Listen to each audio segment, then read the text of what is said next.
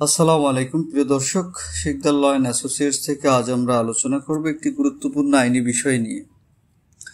অন্যায়ভাবে চেক ডিজনারের মামলা হলে আপনি কিভাবে নিজেকে রক্ষা করতে পারেন। ব্যবসা এবং আর্থিক লেনদেনের ক্ষেত্রে চেকের ব্যবহার খুবই সাধারণ, তবে অনেক সময় এমন পরিস্থিতি তৈরি হতে পারে যখন আপনার বিরুদ্ধে অন্যায়ভাবে চেক ডিজনারের মামলা করা হয়। তাহলে জেনে নেওয়া যাক চেক ডিজনার হওয়ার সাধারণ কারণগুলো কি কি। ব্যাংক অ্যাকাউন্টে পর্যাপ্ত ব্যালেন্স না থাকা, চেকের সই ভুল বা অমিল, অ্যাকাউন্ট বন্ধ থাকা, তারিখবিহীন বা ভুল তারিখে চেক দেওয়া, স্বাক্ষর না থাকা বা অমিল থাকা, একই চেক 3 বারের বেশি জমা দেওয়া, অসম্পূর্ণ চেক বা এন্ডোর্সমেন্ট না থাকা, জালিয়াতি বা পরিবর্তন করা চেক, অ্যাকাউন্ট ডরমেন্ট বা ব্লক করা থাকলে, পেমেন্টের জন্য গ্রাহকের নির্দেশনা না থাকলে, ডুপ্লিকেট চেক উপস্থাপন করা হলে।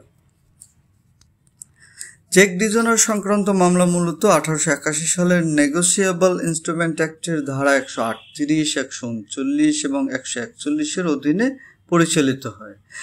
ধারা 138 এখানে চেক ডিজনার হলে শাস্তির বিধান রয়েছে। দোষী সাব্যস্ত হলে 1 বছর পর্যন্ত কারাদণ্ড বা চেকের দ্বিগুণ জরিমানা হতে পারে।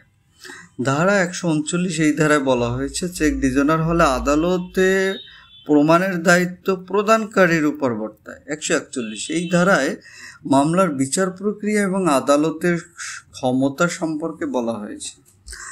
তো এখন আসা যাক, যদি আপনার বিরুদ্ধে অন্যায়ভাবে চেক ডিজনারের মামলা করা হয় তাহলে আপনি কিভাবে নিজেকে রক্ষা করতে পারেন।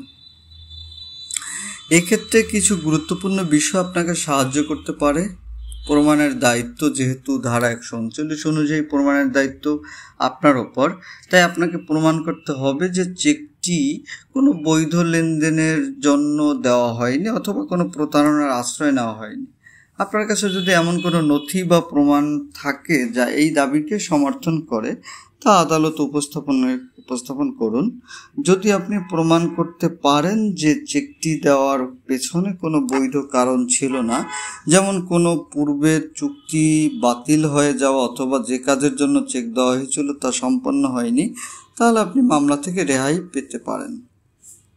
সুপ্রিম কোর্টের একটি গুরুত্বপূর্ণ রায় অনুযায়ী যদি কোনো প্রতিশ্রুতি বা অঙ্গীকারের ভিত্তিতে চেক দেওয়া হয় এবং সেই প্রতিশ্রুতি বা অঙ্গীকার যদি বাস্তবায়িত না হয়, তবে চেক প্রদানকারীর টাকা পরিশোধের বাধ্যবাধকতা থাকে না এবং গ্রহীতার কোনো অধিকার তৈরি হয় না।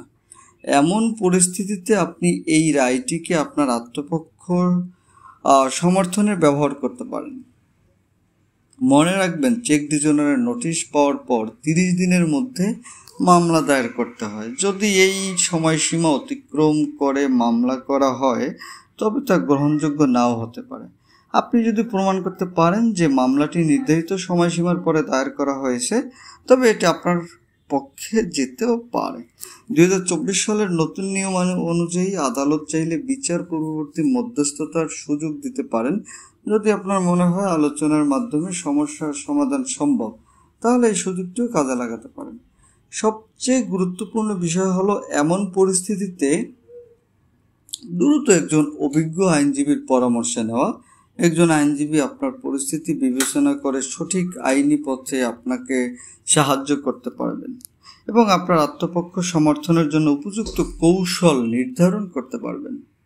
অন্যায়ভাবে চেক ডিজনারের মামলার সম্মুখীন হলে আতঙ্কিত না হয়ে শান্ত থাকুন এবং অবিলম্বে একজন আইনজীবীর সাথে যোগাযোগ করুন। আপনার কাছে থাকা সমস্ত প্রাসঙ্গিক নথি ও প্রমাণ আইনজীবীর কাছে উপস্থাপন করুন। আদালতের নির্দেশনাবলী মনোযোগ সহকারে পালন করুন। আত্মপক্ষ সমর্থনে আপনার বক্তব্য স্পষ্টভাবে উপস্থাপন করুন। মনে রাখবেন, আইনের সঠিক জ্ঞান এবং সময়োচিত পদক্ষেপের মাধ্যমে আপনি অন্যায়ভাবে চেক ডিজনারের মামলা থেকে নিজেকে রক্ষা করতে পারেন। সচেতন থাকুন এবং প্রয়োজনে আইনি সহায়তা নিন।